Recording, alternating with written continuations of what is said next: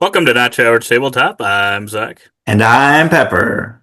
And today we're talking about another 10 games we played recently on Board Game Arena and kind of ranking them, telling you a little bit about them and what we thought of them. But yeah, uh, there may be one towards the end of this that may or may not be available. So note on that. But yeah, we'll go through these and then just kind of give our ranking. We're going in the order that we played them, so it's not necessarily an order of how any one of us necessarily ranks them.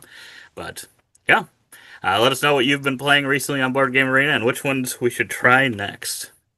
Yes, so yeah, we've done, I don't know how many of these we've done. I feel like we've done two or three, maybe Yeah. three of them, maybe three. Um, so yeah, this is another one, and we got another bunch of games loaded up that we have learned or we're excited to play. So hopefully we can get another one out pretty soon. Hmm. But starting it off here is Bandido. This is one that kind of kicked off us playing more games. I learned this one and played it, and then I was like, "Here, let's play Bandido quick and kill some time." And this one, you kind of have this prisoner who's trying to escape through these tunnels leading out of this center cell tile, and your goal is to work together to play all these different pathway tiles with branching pathways, and you want to close them all down completely, no open edges anywhere. And it can either go really smooth if you draw a bunch of dead end tiles really early, you can close them in really quick. But as we experienced in our game, it can get out of hand really quickly. As if you're just not drawing the right tiles, you're opening up three new pathways, and it can be hard to keep control of. But we made it pretty close at the end. And I had fun with this. I'll say I have fun with all of these games. That may be telling you maybe it's not so highly rated on my list. But I think just because it feels very luck based, very how could I possibly control this at my skill level? There's probably ways to close off the path without using dead ends that I just haven't unlocked in my mind and my strategies yet. But right now, it's pretty strategyless for me when I play it. So I'm putting this ninth place out of 10. Still fun, a still fun time killer, but it's just luck of the draw for me currently. Yeah, I feel very, very similarly. I put this one at 10 on the list. I've got pretty much the same thoughts as you, where it wasn't like obnoxiously bad or anything. It was probably too much luck for me. Because yeah, just the puzzle for me didn't really make sense in my head necessarily. I wasn't ever like, yeah, visualizing like, okay, I'll do this and this. And I didn't, I guess ahead of time, I didn't really look at what the pieces were and how many of each kind of Mhm. thing. So maybe that, I don't know that that would help. I feel like I'm not that kind of person where I'm like, maybe if I played a bunch of times, I would be like, okay, there's this many of this many of that, to kind of learn it over plays. But I'm not really someone that can be like, oh, these, okay, we got four of those kind, four of this, and then remember in my head, like, okay, so if we can get this kind, and we kind of set it up this way, it just didn't feel like I could really like plan necessarily. Some Yeah. moves felt like fun, like, oh, there we go, got that two down to just one gap now. But then you might just have to reopen it right away, and then Yeah. be two again. So it's kind of like, yeah, it's fine, but yeah, it's not one that I'm necessarily looking to play all the time. Mm. Yeah. So we're pretty much in agreement there, but will we be for the next one? Tag team. We're teaming up against Bandito. What are we Pow pow doing pow. with tag team? Okay, this is another one. Okay, we may have two in this list that might not be available. This one is currently in alpha on Board Game Arena, which means they're working on it, trying to see if it works, see if it gets approval and all that stuff. So don't take this as this game is going to be on Board Game Arena. It is not guaranteed yet. But this is where we have experienced the gameplay of Tag Team for the Mhm. first time, so we'll give our first impressions. What were your thoughts going into this and your experience with it? Yeah, I was excited for this one because this is coming from Scorpion Mask, and they did Sky Team. They're the publisher that brought us Sky Team, which is a game that we really loved, and that was on here. So it's not crazy that they would then maybe bring another game on, hopefully at some point. But yeah, I was excited for this one because of that, and I think the Dice Tower had some good words about it, and for some reason it makes me think a tag team match. It makes me think of WWE, even though it's not that theme, but just makes me think that when you call it tag team. And it's kind of a little bit different than anything I've played before. It's kind of an auto battler, where you're Mm. kind of putting cards each turn. You're putting a card into kind of this pre-built order. You kind of, oh yeah, once you start, they're stuck there until you add a card somewhere in that, and then your opponent's also doing the same thing. So you're kind of going back and forth trying to match what they're doing, and I like that idea. And I feel like there were some things that I wasn't, I don't know, quite sure what was exactly going on. I feel like this one might be better in person. I feel like it might be a little bit better in person than Oh, on yeah. here, or maybe just more plays. I still do have it number three. I'm excited to play this one some more. Okay, he's got it. Number three. We're splitting up. We're breaking up the team here a little bit because I kind of feel a You got it all similar the way at number one? all the way at number one. No, I do not. I feel a similar way to this one as I do Bandido, but I think there is more strategy to discover in this one. But on my first play, it's like, where do I slot this into my lineup? I got to remember what happened, how we matched up our two decks last time, and it's there's enough there that I feel like I must think about it and not just randomly put it into the lineup, but at the same time I don't feel strategically good enough to actually make a sure impact on that. I feel like I may as well be putting them in randomly. So until I get better at this game, this one's coming in at 10 for me. I think maybe I was just a little more excited Wow. about this one coming from the Sky Team Wow. team. I enjoyed it, but it felt almost just as random as Bandido. And if I won a game, I was like, "Hey, I won. Did I earn it? I don't feel like I earned it, Hmm. but I just Yeah, felt I a mean, it was little pretty lucky." quick, so Yeah, I could see how it, kind of could feel like, I didn't do enough to earn that. At least the games we played were pretty quick. Maybe yeah, we were just not, because I feel like we were letting huge attacks through and weren't necessarily yeah. defending against them. So it might have been our play a little bit too. Yes, it is a skill issue, but still a good game. Still a good Yeah. game. Just not for me quite yet. Maybe Okay. with more plays. Okay. That is a pretty big split then, I would Yeah, say. yeah. I'm surprised. I am surprised. But were we surprised with Pacifica? Ooh, this is one you were excited for, right? Yeah, I kind of, I was just randomly going through some of the games and saw this one on there. I liked the look of the cover. This is kind of a lane battler kind of game, which I don't know, aren't always my favorite, but it looks kind of interesting. You're kind of getting these cards from a lot of different lanes. You're Yeah, working on a bunch of different ones, and then you kind of have to get certain ones to kind of unlock the ability to play other ones or activate other ones. yeah, And I was like, okay, I mean that sounds kind of interesting because you can get the card played, so your opponent kind of knows you're gonna eventually activate it, but it might yeah, not necessarily be available to you to kind of earn these kind of token things that you're trying to get so many of. yeah, And yeah, I thought it was fine, but I there were some cards in here that could kind of give you some bonus things or allow you to do like actions or like pump up your points in a certain lane, and that to me just felt a little random.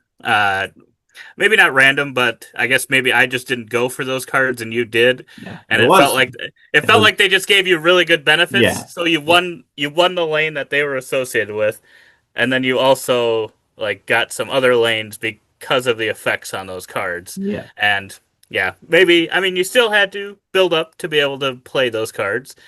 So it's not like you were just able to just get them and not play anything else or anything like yeah, that. So it's not like it just completely like, oh, he just grabbed those cards and won. But I was like, I don't know. Yeah, Uh, getting a two for maybe one is knowing, a big deal. yeah. So then it kind of, and I don't know, maybe you could still win by trying to get the other ones quick enough before your opponent could Yeah, get that. yeah, But it just then to me felt like, well, next time I would definitely try to go for some of those cards. I don't yeah, know. yeah. Maybe it And wouldn't. maybe you can Maybe it race would be. and get two because you can either Yeah, get five, control five, or dominate like two or three of them. yeah, that's true. So So yeah, maybe it would just change how it was played. Maybe not. yeah, this So is yeah, I guess that one's coming in at 7 for me. that one's coming at seven for you. We're splitting up a little bit here. Again, this one is fourth for me. Hmm. I enjoyed this one quite a bit. I was a little hesitant where I'm like, I draw a card and I'm like, oh, that's a good card. You need this and this. And I'm like, okay, so I got to go get those cards to get that.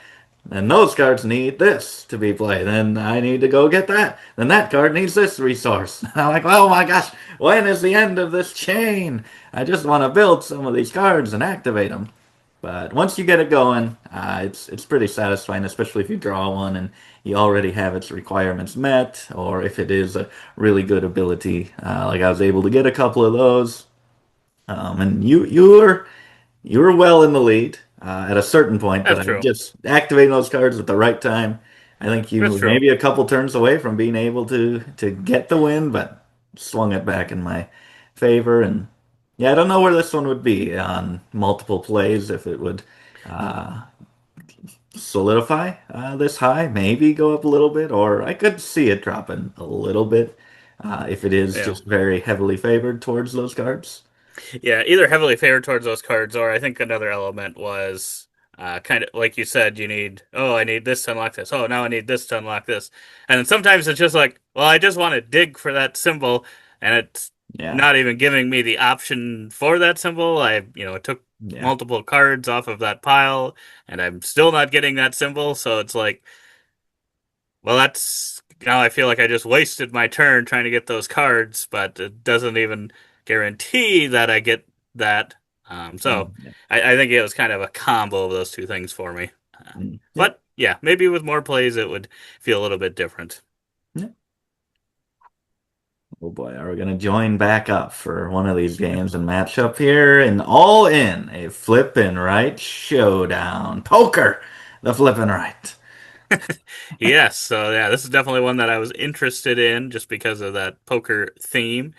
And yeah, I tend to like the kind of flip and right style of game and actually like Flip Town a lot, which is kind of a poker themed one. So gave this one a go and definitely not as good as Flip Town. I don't think it's kind of an interesting thing where you're placing these cards and making these hands.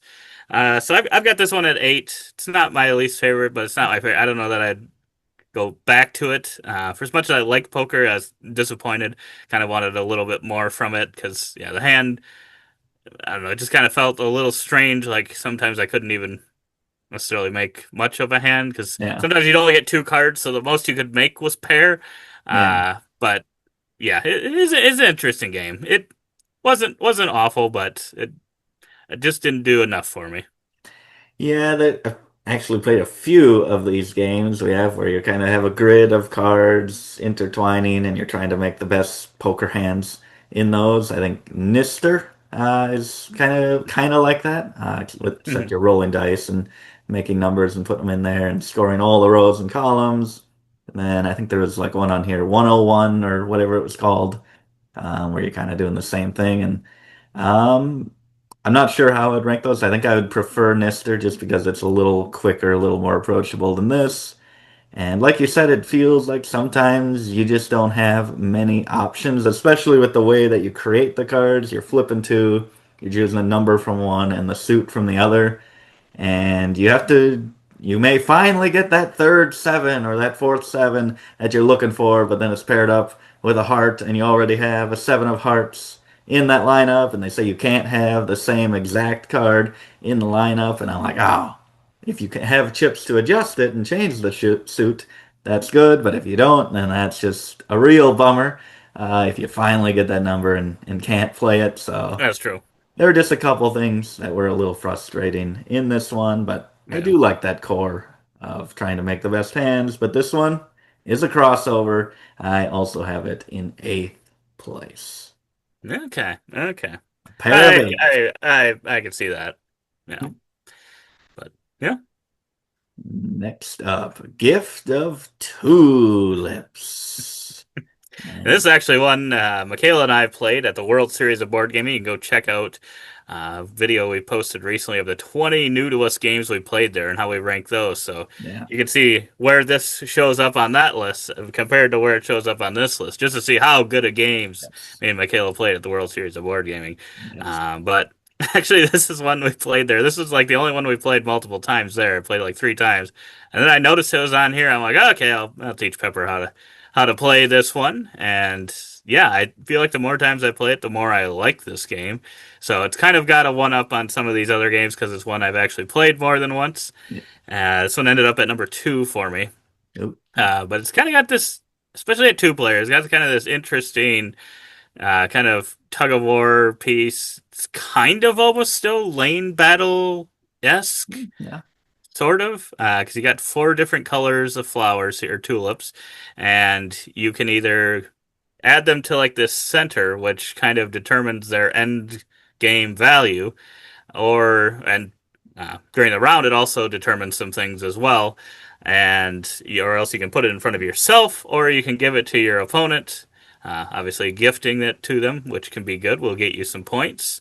If you give it to yourself, it doesn't really. It can give you points if it is the least worthy flower at the time. So that's where I like kind of that continuous market kind of going, back and forth, working, and then just being able sometimes to give your opponent a flower and get 7 points from giving it to them. It's like, well, even if they win that, they get 15 points. So I already got half of that by Yeah. just giving. Guaranteed, I got half of it almost just giving them that flower. So it's just kind of a cool, especially at 2. I don't know how it'd play with more players, but yeah, I enjoyed this one. It's a very simple game, quick to get into. Yeah. Yeah, I agree. I really like that. There's a little bit of that. Um, There's some where luck. there is some luck, and there's a little bit of that competition where it's like, oh, I'm unsure of if I have, because there's some unknown as to what the best Oh, flowers that's will true. be. Because you can kind of put them hidden towards That's true. that. You can do some hidden ones as well. I like that element to kind of possibly change everything at the end. Uh, Yes, yes. but you might Um, know some of what's in there. It doesn't necessarily mean they'll be yeah, pulled, but I like that element as well. yeah, Good point. that's true. But yeah, getting those a bunch of points. I feel like I should have it higher. I was really close between this one and Pacifica. I have this one at five. But like yeah, I think more plays. I just want a few more plays just to see how it plays every time. Because I feel like this could become one of those games that I just somehow always end up with the worst flower majorities at the end of the game. I think I ended up with the two worst in the one game we played. I'm like, is this just going to be one of those cursed games for me? Um, but yeah, I'd be interested if you could win just giving those most valuable flowers. And but then if you I do was that too curious. much, then they're free to do it right back to you because you've given Right, them a big majority. So right. That's the thing. Sometimes it comes down to, yeah, especially once someone has like a solid majority, probably I don't know, 3 cards ahead, then you yeah, can yeah, kind of feel free either way to be like, okay, I'm in a 2 player game, yeah, to just gift back and forth. So then it might just be like, well, whoever's grabbing the 4 of that is probably better off because it's kind of the value of that is going to yeah. be kind of the points you get, plus possibly some additional ones depending on that flower's current value. Yeah, yep, yeah. But, So that no. is a good one, a gift to us gamers. And then we've got I. Aye, aye, aye is right. And then yeah, this one right off the bat, I'm like, I don't know, this is the way Pepper's brain works, and I didn't have any intentions of winning the game, but I thought, could be fun to try this, because yeah, you're just kind of picking up these different colored cards and trying to get majorities in them, and kind of the ones with more of them. I think like the yellows had the most, then the orange, and green, blue, white. Um, were kind of worth more points. So whoever got the majority in those, and then some of the cards allowed you to kind of do some funky movement. Yeah. But you'd have to destroy the card to do that. So you'd be potentially giving up your opportunity of having the majority in that potentially. And yeah, I overall I thought this one was fine. Um, it ended up at number 9 for me, so that's probably like making it seem worse than it is. I just was like the I felt like from our games of it, it felt like the benefits from some of those cards didn't really help me do anything necessarily sneaky, and that's probably just me playing it. I'm just not at the level to kind of really just okay, if I do this, then he has to do this, and I might Yeah. not be quite at that level. And then kind of there's kind of this way you can lose if you can't take a move, and that just felt like from our games, the one time where it was close to that, just felt like it couldn't work, or Yeah. like we got to the point where it was only me that could potentially have that happen, where I would have to spend a card to get over there. Like I couldn't throw it back to you, Yeah. I don't know if I could have done something differently earlier to get it to be you instead. It's hard to know going Yeah. back whether I could have forced you to be the one having to do that because I don't think Yeah. you had a movement card, so then that could have been the one time I maybe could have stopped you. But I don't know, it just felt like you couldn't do as cool of things as I would have liked in the game. Yeah, I think it would just take kind of next level long-term planning to try to execute some of those victories. And then if you're at that level, if you're playing against someone who's also at that level, they can probably kind of stop that. So I think it'd be pretty rare just randomly stumble upon a way to win around with Hmm. forcing them not to be able to move. This one's my number 7. My eight, Okay. 7. So I had all in, I, and then another one. 8, 7, 6 were really close. I have no idea. I could flip flop them. However, that's kind of one of the sections within my top 10. And I had fun with this one. I just feel like I'm always going to be like, never give him the most valuable tile. Never always, because you have to choose when you move the tile to choose what tile your opponent gets, which Oh is yeah, cool. It is cool. that's I cool. like that. I like that. So it's all about what you're setting your opponent up to do to give you. That's true. And I'm just like, never, ever jump onto a yellow tile and give them the most valuable one. Just get the majority for myself. And it seemed to work out a That's decent true. It amount. did work. So yeah, I'm interested to see what that could be like, how that could be played at a higher level. Yeah. Ooh, vegetable stock always makes me think of point salad. Yes. And I think well, this is 3 minute game. I did not realize it was as short as it was because I think I've seen this one for a little bit and maybe not on necessarily Board Game Arena, but just in general, I feel like I've seen it out there for a bit. And I did not realize it was that short of a game. It is a very short game. I think Chris Yee from the Dice Tower really liked it, but then I think there was other people that didn't like it from the Dice Tower, like really didn't like it if I remember right. And I was like, I don't know if it's worth doing, but then yeah, saw it. I think on here we saw it was like a 1 complexity, only 3 minutes. It's like okay, we can try this one out, learn it, see what it's all about, and yeah, I had a blast with this one. This is a great filler game. This is my number 1 on the Ooh. list. I don't know. It's you can get unlucky. You can get a little bit unlucky on this one. There was some definitely times of luck depending on what cards are there, especially in a two-player game, because it's like this is kind of like a stock market bubble kind of game where you're drafting these cards with symbols on them, very similar to Point Salad, and then they're kind of hidden to you how many of each you have, and there's this kind of ticker. You can kind of see it in that window there, where or it's not a ticker, but it's this card going up and up as kind of there's going to be a leftover card with 3 vegetables on it, and whatever those are, that will move it up. If it ever goes up over the top, then it falls back down to 0 points apiece. And sometimes it comes down to like the last round, and it's like, okay, as long as there are not whatever, however many carrots. If there's not 2 carrots, I can at least take the 1 carrot card, and all my carrots will stay worth 5. But if there are 2, then I need my opponent to also grab that second one. And if there's three, God forbid there are three, you have no chance.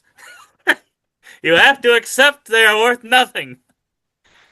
So All there's a you little bit can. of luck on that last round, but I'm like, it's so short that I don't care. Yeah, it is. It is short. It's maybe one of the most filler games that we have because It is. it just open it up, shuffle the cards. Like I mean, we played it on here, so it's even faster. And I'm like, Right. oops. I don't think it would lose anything in person. I also have this one rated pretty highly. I think it was one of the favorites to be the number one, but I ended up with three games at the top there where I'm like, it's also a set of three that I could see kind of Mm-hmm. interchangeably. And this one ended up number three. I thought you were Uh, going to say three games at number one. I'm like, Three Pepper, that games. is not how this works. It says how I rank. But yeah, this one ended up number three, but I really like it. And you know that. I was like, let's play vegetable stock again. And it is. It's just so quick and so fun. And I was scared initially because of that word stock. And I'm like, oh no, what is this gonna be? I'm not good at these stock market games, but this one's got great filler game. Mm-hmm.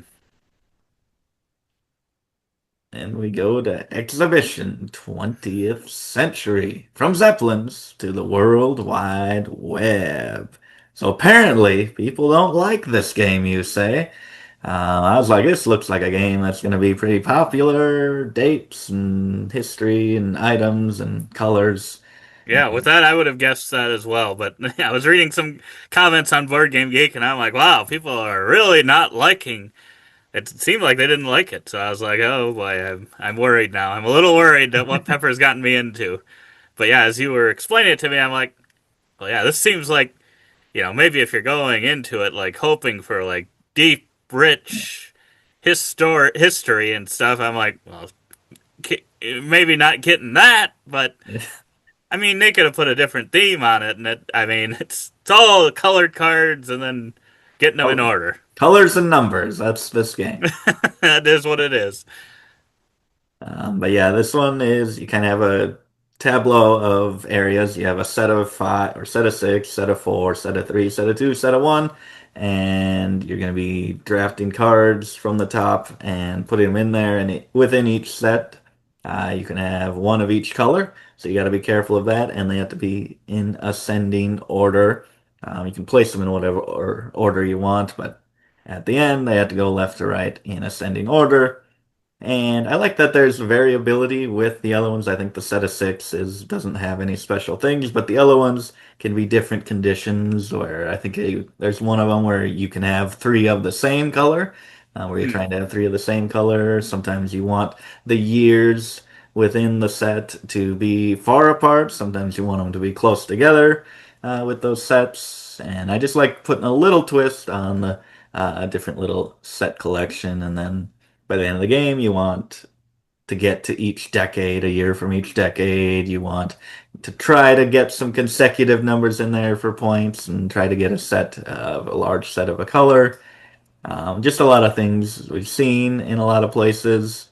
But the drafting in this one is you have the different continents, colors, and under in a column under a color, you have three cards, as you might be able to see on the screen, and your worker starts at one of them. You draft a card, whatever color that card was, takes you to that colored continent, and then you have that set of three cards to draft from. So you may see a bunch of cards you want out in the market, and you kind of have to build a path of how you're going to be able to maneuver to get access to those cards, which sometimes can be like, oh, this is really awesome. I'm going right there to get that card I need, and that takes me there for the other card I need.